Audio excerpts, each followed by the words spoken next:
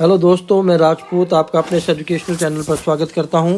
प्यारे दोस्तों, आज का जो हमारा वीडियो होने वाला है वो मैथमेटिक के टॉपिक एचसीएफ और एलसीएम से जुड़ा हुआ है।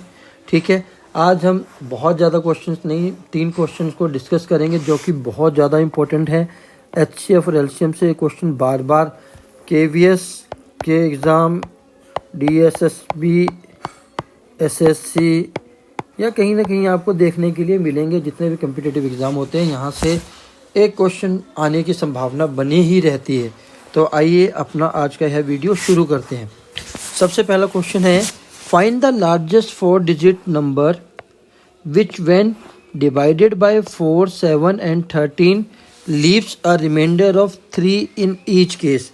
तो प्यारे दोस्तों, ऐसा क्वेश्चन ज़रूर आता है जहाँ पर आपको ये पूछा जाता है कि हर केस में एक रिमाइंडर छोड़ता है या तीनों के लिए अलग अलग रिमाइंडर हो या 3 बेल्स को एक साथ बजाया जाए। तो ऐसे क्वेश्चंस में हमें हमेशा क्या निकालना है, आपको ध्यान रखना है, एलसीएम निकालना है।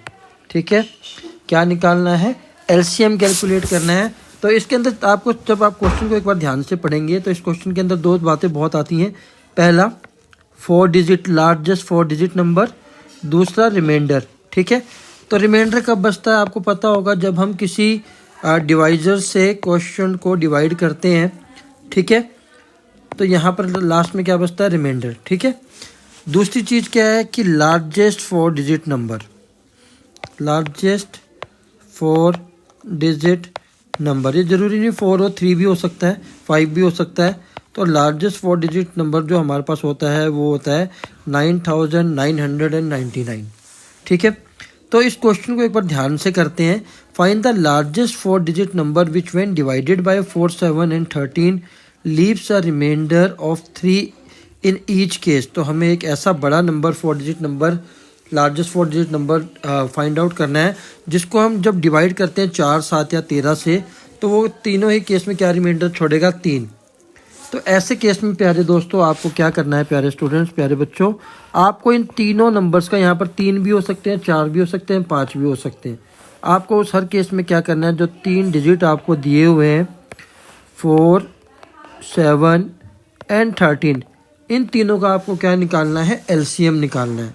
ठीक है, एलसीएम निकालने के तरीके आपके अपने अपने अलग अलग हो सकते हैं, बट सिंपल तरीका यही है। 2 2 ज़ा 4, 7 13। ठीक है, 2 1 ज़ा 7 13, 7 7 13। ठीक है, तो इसका जब हम एलसीएम निकालेंगे, एलसीएम निकालने के लिए हम क्या करते हैं, नंबर्स को क्या कर देते हैं? मल्टीप्लाई कर देते हैं। 2 मल्टीप्लाई 2 मल्टीप्लाई 7 मल्टीप्लाई 13। ठीक है, जब हम इनको आपस में मल्टीप्लाई करेंगे, ठीक है, 2 2 ज़ा 4, 4 7 ज़ा 28, और 28 को जब हम 13 से मल्टीप्लाई करेंगे तो हमारे पास आता है 364। ठीक है, 364, ये हमारा क्या आ गया है प्यारे दोस्तों? एलसीएम आ गया है। यहाँ पर हमारा क्वेश्चन ख़त्म नहीं होता, इस चीज़ को बहुत ध्यान से देखना है। अभी आपको क्या करना है, जब आपको एलसीएम आ गया है 364 से आपको हाईएस्ट 4 डिजिट नंबर क्या था हमारा? 9999 को क्या करना है? डिवाइड करना है। 2 से करेंगे 728, डिवाइड आप सभी को आते हैं इसलिए मैं नहीं बता रहा हूँ, डायरेक्ट कर रहा हूँ। ठीक है, तो इसको डिवाइड करते चलेंगे, तो डिवाइड करने के बाद हमारे पास रिमाइंडर बचता है 171। ठीक है, यहाँ से मेन क्वेश्चन शुरू होता है, यहाँ ही आपको ज़्यादा ध्यान देना है।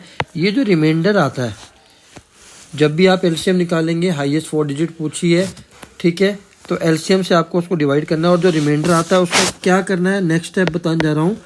जो हाईएस्ट 4 डिजिट नंबर था आपके पास, उसमें से आपको सबसे पहला काम करना है, रिमाइंडर को माइनस करना है। ठीक है, रिमाइंडर को माइनस करने से क्या होगा, जो भी आपका आंसर आता है 9828, मान लीजिए आपका आंसर आ गया ये। ठीक है, 9828 आपका आंसर आता है। ठीक है, अब ये आपका आंसर नहीं है। ठीक है, ये आपका लास्ट स्टेप है। आपको एक चीज़ और ध्यान में रखनी है कि इन्होंने क्या बोला है कि आपके हर केस में रिमाइंडर कितना आना चाहिए? 3। अगर आप इसको सॉल्व करेंगे, तीनों से डिवाइड करेंगे, तो ये तीनों ही इसको एग्जैक्टली डिवाइड कर देंगे। 4 भी आप चेक कर सकते हैं, 9828 को अगर आप 4 से डिवाइड करेंगे ठीक है। तो ये इसको पूरा डिवाइड कर देगा, आप चेक कर लीजिए, फिर भी मैं आपके सामने करके दिखा देता हूँ। ठीक है, आप इसको डिवाइड करेंगे तो ये एग्जैक्टली डिवाइड हो जाएगा। ठीक है, 28 ठीक है, तो एग्जैक्टली डिवाइड हो गया, रिमाइंडर नहीं है। आप 7 से भी डिवाइड करेंगे तब भी एग्जैक्टली डिवाइड हो जाएगा, लेकिन हमें रिमाइंडर 3 चाहिए। और अगर हमें रिमाइंडर 3 चाहिए तो हमें इसके अंदर क्या प्लस करना पड़ेगा, 3। तो फाइनली जो हमारा आंसर आएगा प्यारे दोस्तों वो आएगा 9831। तो ये हमारा आंसर हो जाएगा। ठीक है, मैं आप लोगों को फिर से बता देता हूँ क्या करना है। सबसे पहले आपको अगर ऐसा क्वेश्चन आता है, जो भी 3 डिजिट जिनसे डिवाइड किया जा रहा है उनका क्या निकालना है, एलसीएम। एलसीएम आने के बाद जो आपका हाईएस्ट 4 डिजिट नंबर है उसको आपने एलसीएम से डिवाइड करना है। जो उनका रिमाइंडर आता है, ठीक है, जो भी रिमाइंडर आता है उस रिमाइंडर को हाईएस्ट 4 डिजिट से आप क्या कर देंगे, माइनस कर देंगे। कर दिया। माइनस करने के बाद जो आपका आंसर है वो आंसर नहीं होगा। अगर तो 0 रिमाइंडर है तब तो आंसर आपका ये हो जाएगा। अगर रिमाइंडर 1 बोला है तो आप इसमें 1 प्लस कर दीजिए, 2 बोला है तो 2 प्लस कर दीजिए, 3 बोला है तो 3 प्लस कर दीजिए।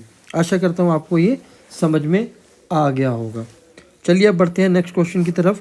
हमारा नेक्स्ट क्वेश्चन है, the greatest number of 4 digits which when divided by 3, 5, 7, 9 leaves the remainders 1, 3, 5, 7 respectively is. तो वहाँ पर एक रिमाइंडर था, मैंने आपको पहले बताया।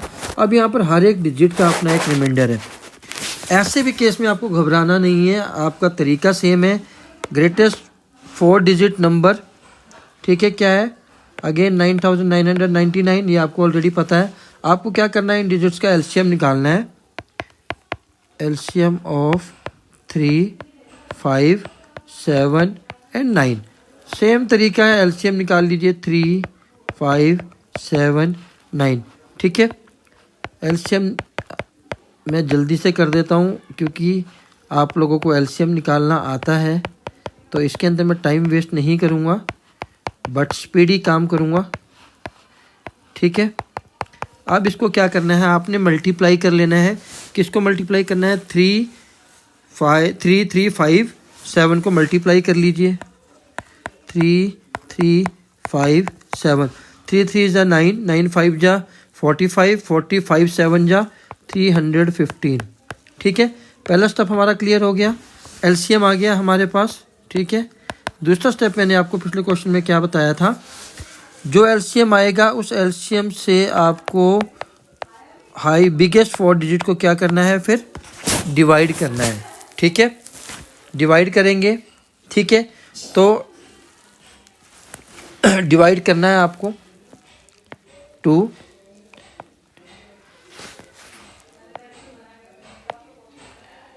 3 पे चला जाएगा, सॉरी 3 पे चला जाएगा।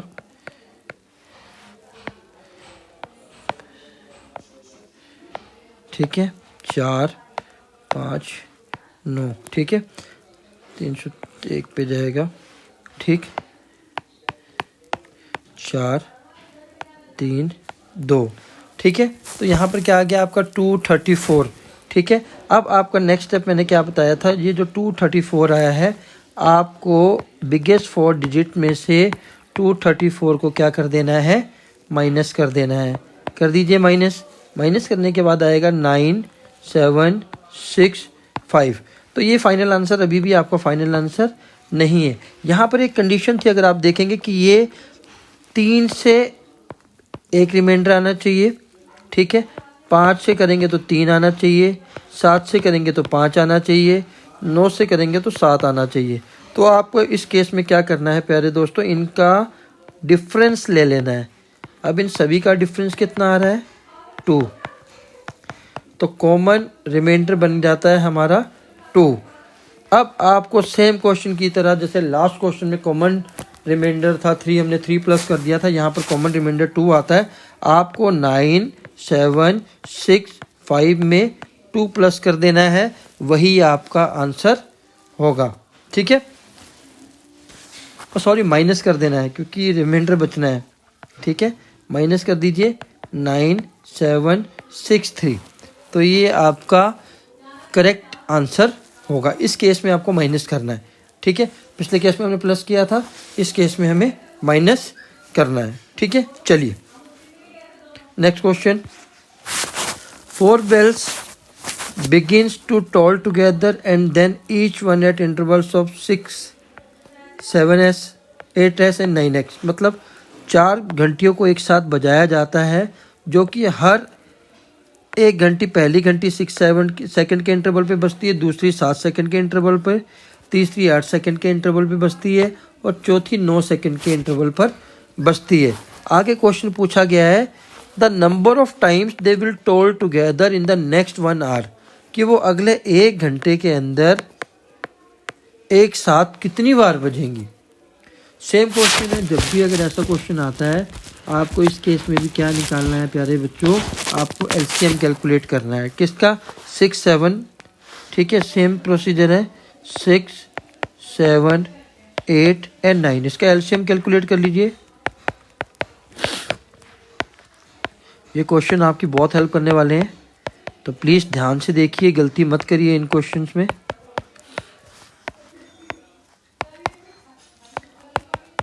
और अगर अभी तक आपने हमारे चैनल को लाइक या सब्सक्राइब नहीं किया है तो प्लीज़ हमारे चैनल को सब्सक्राइब करना ना भूलें। आपके एक लाइक और सब्सक्राइब से हमें बहुत प्रेरणा मिलती है। अब इनको मल्टीप्लाई कर लीजिए। ठीक है, 2 to the 4, 4 to the 8, 8 to the 24, 24 to the 72 and 72 को अगर आप 7 से मल्टीप्लाई करेंगे, ठीक है, तो 504 आता है। ठीक है, अब ये 504 क्या है? सेकंड, यानी एस यहाँ पर जो है वो सेकंड के लिए है। ठीक है, अब इन्होंने पूछा कि नेक्स्ट 1 आवर में वो कितनी बार बजेंगी, तो 1 आवर में कितने सेकंड होते हैं आपको पहले ये पता होना चाहिए। 1 hour is equals to 3600 seconds. ठीक है, वो एक बार कितने सेकंड में बजती हैं? एक साथ 504 सेकंड में वो एक साथ बजती हैं। टोटल 3600 सेकंड्स में वो कितनी बार एक साथ बजेंगी, तो आपको क्या करना है, 3600 को 504 से क्या कर देना है, डिवाइड कर देना है। ठीक है, तो आपका सिंपल सा तरीका 5 6 जा 30, 5 7 जा 35। अगर आप इसको डिवाइड करेंगे तो इसका आंसर 7 पॉइंट समथिंग आएगा। ठीक है, सपोज कर लीजिए 7.1 आता है, तो यहाँ पर हम 0.1 को क्या करेंगे, इग्नोर कर देंगे और हमारा आंसर आ जाएगा 7 टाइम्स। तो प्यारे दोस्तों, प्यारे कैडेट्स, ये क्वेश्चन बहुत ज़्यादा आते हैं। इन 3 क्वेश्चन में से एक क्वेश्चन एचसीएफ या एलसीएम से जुड़ा हुआ जरूर आता ही आता है पेपर में। तो आप इन 3 क्वेश्चंस को अच्छे तरीके से देख लीजिए। पहला मैंने बताया, अगर कॉमन रिमाइंडर है तो प्लस कर देंगे, एक रिमाइंडर दे, अगर तीन अगर नंबर दिए, तीनों के अलग अलग रिमाइंडर है, उनको माइनस करके जो फाइनल आता है उसको माइनस करना है। ठीक है, और थर्ड क्वेश्चन ये बेल वाला है, अगर कॉमन टाइमिंग पूछी है एलसीएम निकाल लीजिए और ऐसे सॉल्व आपको करना है। आशा करता हूँ आपको ये वीडियो समझ में आया होगा, और अगर यह वीडियो आपको मेरा अच्छा लगा है तो प्लीज़ फिर से हमारे चैनल को सब्सक्राइब करने के लिए आपसे रिक्वेस्ट करूंगा, और इस वीडियो को जितना हो सके ज़्यादा से ज़्यादा शेयर करिए। यहाँ पर ही मैं इस वीडियो को ख़त्म करता हूँ। जय हिंद, जय भारत। हम बहुत जल्दी नई वीडियो के साथ उपस्थित होंगे।